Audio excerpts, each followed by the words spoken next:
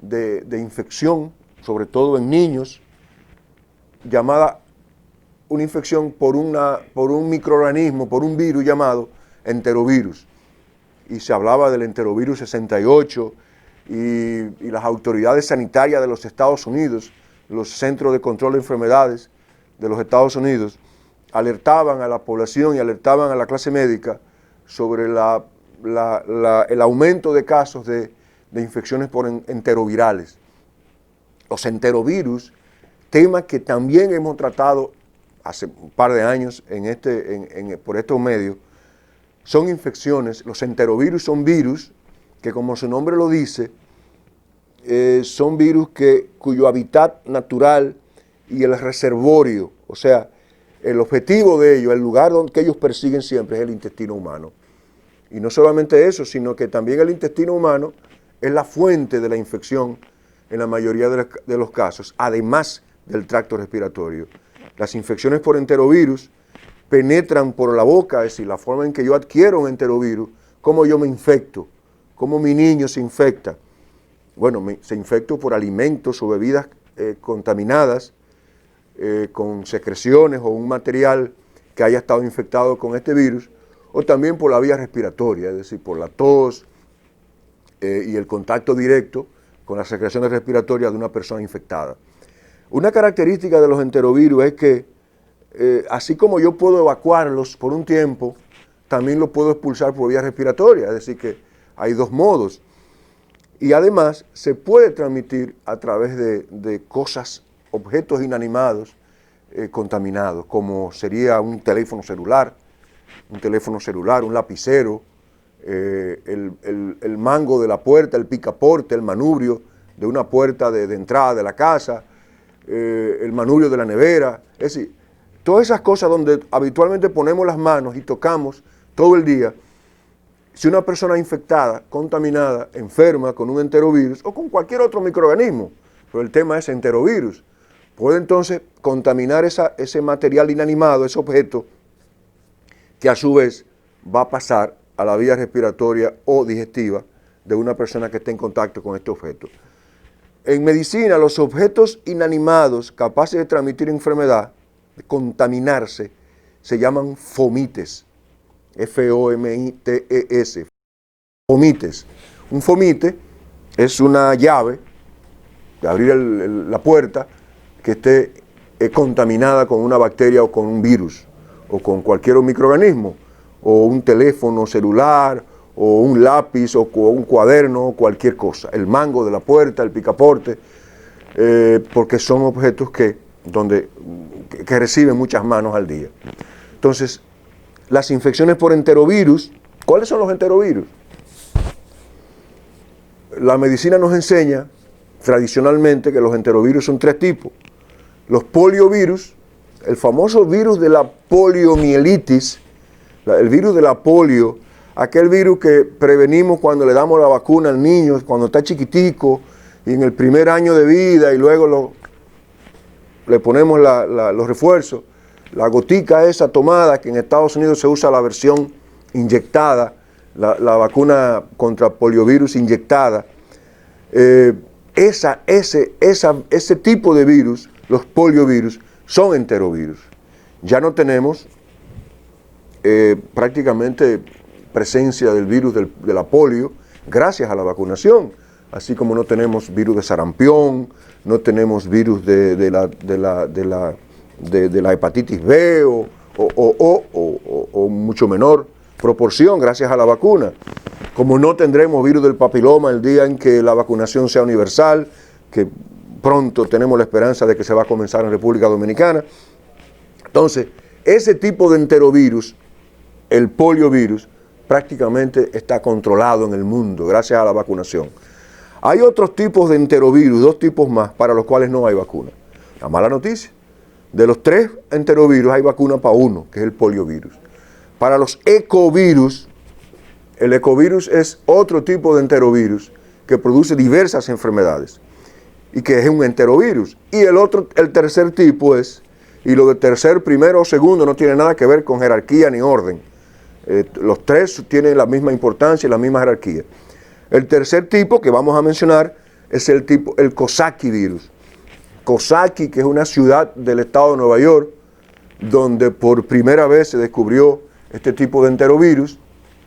Los Coxsackie virus, que hay virus Coxsackie A, Coxsackie B, son virus muy frecuentes en medicina.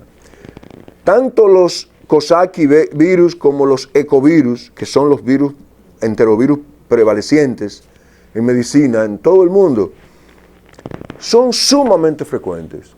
Tanto así que según las estadísticas en los Estados Unidos, hasta el 65%, oigan eso, 2/3, 2/3 partes de todos los niños con fiebre en el verano y en el otoño, la causa es un enterovirus. Más de la mitad, según estadística, de todos los niños con diagnóstico de sepsis bacteriana, el diagnóstico de sepsis es un diagnóstico grave, serio, preocupante, que el médico lo piensa antes de escribirlo y decirlo, porque sepsis, generalmente la sepsis bacteriana, es aquella infección generalizada por un microorganismo, generalmente una bacteria, que pone en riesgo la vida del paciente, porque es una infección que abarca varios órganos. Por la vía sanguínea se generaliza, se riega, como decimos, y es muy grave la sepsis. Pues fíjense, las estadísticas dicen que los enterovirus, los ecovirus y los Coxsackie virus son responsables de aproximadamente la mitad de los casos que ingresan a hospitales americanos en niños con la etiqueta de sepsis. Se busca una bacteria, no se encuentra nada, se hacen cultivos, no se encuentra nada, y cuando se investigan en países donde hay la posibilidad de investigar virus, porque aquí no tenemos, eso es soñar, eso es como viajar a la luna aquí, diagnosticar un enterovirus aquí. Es tan difícil aquí diagnosticar un enterovirus para un pediatra dominicano como viajar a la luna, casi igual, no hay mucha diferencia. Entonces en Estados Unidos, en los países desarrollados, donde hay una medicina de punta y de alto nivel, claro, y donde también hay recursos para la medicina porque alguien lo paga, o lo paga generalmente el paciente o los seguros médicos.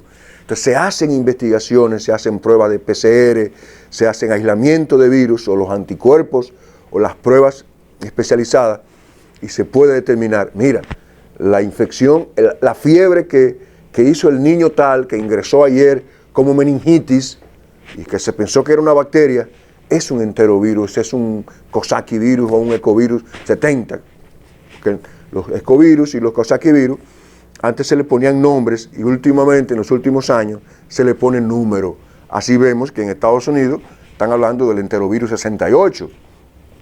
Entonces, vamos a aterrizar. ¿Cuáles son las infecciones? Las infecciones producidas por los enterovirus, todos ustedes la conocen. Porque ¿a quién no le ha dado conjuntivitis hemorrágica? La conjuntivitis esa que le pone a uno los ojos rojos, no rojos por irritados, rojos por hemorragia, que ha habido aquí brotes y epidemias de conjuntivitis hemorrágica. Eso es producido por un enterovirus. La famosa síndrome mano-pie-boca, que estuvo de moda aquí el año pasado, y los medios hicieron banquete hablando del síndrome pie-boca. En este programa hablamos del síndrome mano-pie-boca. Eso es producido por enterovirus. Una infección viejísima que todos los años viene y todos los años hemos visto nosotros los pediatras niños con síndrome mano-pie-boca. Pero también enfermedades como la pleurodinia, que es una miositis de los músculos del tórax, como la miocarditis, como la pericarditis, meningitis, encefalitis, sepsis viral, cuadros de enterovirus por enterovirus que pueden afectar seriamente toda la economía o todo el cuerpo humano. Después de esta pausa necesaria con nuestros anunciantes, vamos a hablar de cómo se presentan la mayoría en nuestros hospitales y nuestras clínicas los casos de enterovirus y por qué debemos estar alerta. De nuevo, con ustedes, la hora cumbre. Estamos de nuevo aquí. ¿Cuáles son la sintomatología? Los médicos, atención médicos, enfermeras, madres y padres. La forma más común de presentación de una infección por enterovirus, que dicho sea de paso, son más comunes en el verano y en el otoño. Por eso vemos que en los Estados Unidos y en los países de clima templado, donde hace mucho frío y donde hay nieve, este es el momento, al final ya estamos a final de agosto, ¿verdad? Estamos a final del verano, ¿verdad? Va a comenzar el otoño, la próxima semana. Esta es la época en que aparecen la mayor parte de los casos. En países tropicales como este, aparecen casos prácticamente todo el año, pero son más frecuentes en esta época. ¿Y qué es lo que con más frecuencia vamos a tener? Fiebre. Niño con fiebre. Niño con fiebre sin otra cosa. Eso es sumamente común. Padres o madres que llevan a su niño al médico porque mi niño tiene fiebre y empezó ayer con fiebre. En muchos casos la fiebre se asocia a unos síntomas respiratorios leves como son coriza, es decir, moqueo, congestión nasal, puede haber tos, puede haber irritación conjuntival, puede haber como datos de conjuntivitis o los ojitos malos, puede haber lesiones en la boca como parecida al herpes, que es lo que se llama herpangina, o la estomatitis, gingivoestomatitis viral, generalmente son por enterovirus. Pero también el niño puede tener manifestaciones gastrointestinales, como son vómitos, puede tener dolor abdominal y puede tener diarrea. Recuerden que son enterovirus, que tienen su blanco de acción es el intestino y el tracto respiratorio. Otra manifestación es la propia herpangina. La herpangina es una patología generalmente que se acompaña de fiebre alta, porque las infecciones por enterovirus, la fiebre puede ser alta, fiebre en 40, fiebre en 41. Y estos niños se enferman súbitamente, pueden tener dolor de garganta, las manifestaciones que mencionamos, y aparecen en la boca una gran cantidad de lesiones en la faringe, en la parte posterior de la garganta, alrededor de las amígdalas, de vesiculitas como ampollitas que se ulceran y producen mucho dolor y producen mucho malestar. Esto dura varios días y el paciente generalmente se sana sin ningún tratamiento especial, porque por ser virus, los enterovirus no necesitan ni requieren el tratamiento con ningún antibiótico ni ningún antiviral. La mayoría de las manifestaciones, que son fiebre, malestar, puede haber vómitos, puede haber diarrea, se controlan con tratamiento de sostén, acetaminofén, hidratación y darle soporte al niño. Puede haber también otras manifestaciones como diarrea, vómito y diarrea, el llamado síndrome de vómito epidémico, y a cada rato tenemos cuadros, niños que llegan a la emergencia vomitando, con fiebre, vómitos, y puede haber diarrea y dolor de barriga, dolor abdominal. Una causa común, frecuente de estos síndromes, de estos cuadros, son los enterovirus, tanto los Coxsackie como los ecovirus.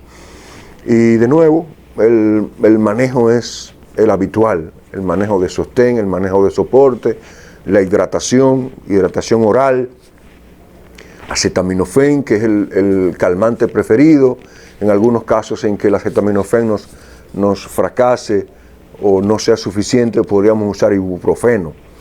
Pero se prefiere siempre el acetaminofén porque es mucho más sano, mucho más inocente, menos dañino. Hay otros cuadros que pueden producir los enterovirus que son más graves.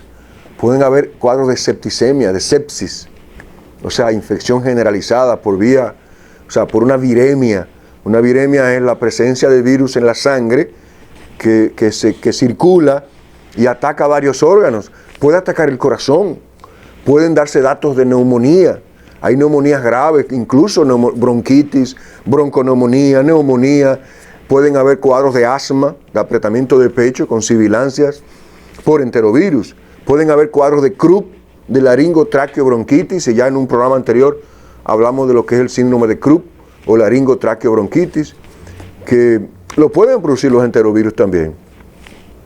Pero también los enterovirus pueden atacar el cerebro y pueden atacar las meninges, que es la envoltura, la tela que envuelve el cerebro, que en este caso estamos hablando de una meningitis. Y si es el cerebro propiamente dicho, o sea, la masa encefálica, lo que la gente le dice los sesos, eso se llama encefalitis. También se llama, si fuera una bacteria, generalmente la infección cerebral por virus se le llama encefalitis. Y la infección cerebral por bacterias se le llama con frecuencia cerebritis, así como suena, cerebritis, inflamación del cerebro. También puede ocurrir cerebelitis, inflamación del cerebelo. Pero lo más común es que haya meningoencefalitis o meningitis por enterovirus con muchas de las sintomatologías que pueden producir los enterovirus. Convulsiones, signos meningeos, pueden haber alteración de conciencia, pueden haber otras lesiones graves. Otra condición que pueden producir los enterovirus, además de la hepatitis, porque el virus de la hepatitis A es un picornavirus de la familia de los picornavirus, que es a la familia que pertenecen los enterovirus, y por eso son primos hermanos.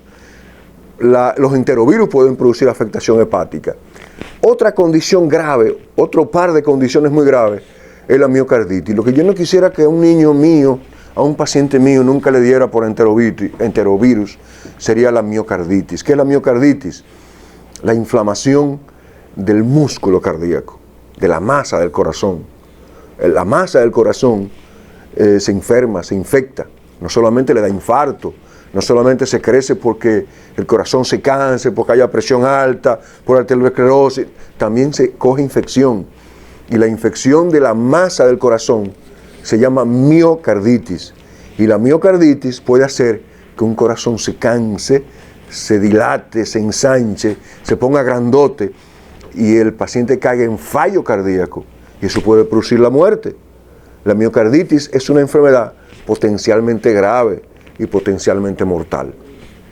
Otra condición relacionada con el corazón es la pericarditis, que en vez de la masa del corazón, la carne del corazón que se infecta, es la tela que envuelve el corazón, que se llama pericardio. Ese pericardio, cuando se inflama, se llama pericarditis. Y eso afecta al corazón de igual manera, casi de igual manera que la propia miocarditis, porque puede producir restricción, limitación a la función cardíaca y puede producir complicaciones graves.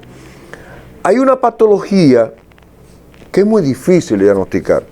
Los médicos, estamos pobres médicos, países del tercer mundo, no podemos darnos el gusto de decir, esta enfermedad es por un enterovirus es 71, enterovirus es 69, es 68, que ya como dijimos, se clasifican por números. Es la llamada pleurodinia o enfermedad de Bloodhorn. La enfermedad de Bloodhorn o pleurodinia es producida por enterovirus y consiste en una inflamación del músculo de la pared del tórax, una miositis. Y esa miositis produce unos espasmos, unos dolores espasmódicos severos e intensos que se incrementan con la respiración, con la tos, y muchos de estos pacientes llegan al médico y se confunden con un infarto. Yo tengo, doctor, un dolor en el pecho intenso que no aguanto, y usted llega al médico y lo primero que lo van es a pensar en un infarto al miocardio, que el músculo cardíaco está lastimado y cae un infarto. Y en estos casos, como dije, no podemos darnos el gusto de decir, no señor, usted no tiene un infarto, usted tiene una miositis, una inflamación del músculo de la pared torácica, su corazón está sano, y fíjense que los anticuerpos a tal enterovirus están elevados, y fíjense aquí le hice una electromiografía y aparece que el músculo está sueña Pilarín. Eso lo vemos en los libros y solamente tenemos el consuelo de leerlo, de saberlo y no tener la oportunidad de detectarlo en un paciente, señalarlo, identificarlo y diagnosticarlo. Pero lo comparto con ustedes porque esto es medicina de todos los días. Estamos hablando de enfermedades sumamente comunes, de infecciones por enterovirus. Esta es la época de los enterovirus. No hay vacuna para enterovirus excepto los poliovirus, el virus de la polio. Entonces los más comunes de los que nos quedan, los ecovirus y los Coxsackie virus, Coxsackie A y Coxsackie B, que son sumamente frecuentes. Estamos en su época y la única manera es mantener prevención, evitando el contacto con personas enfermas. Mientras más contacto tenemos con personas que tienen infección gastrointestinal o infección respiratoria, más probabilidades hay de que, si es un enterovirus o el que sea, se nos pueda contagiar y hacer la infección.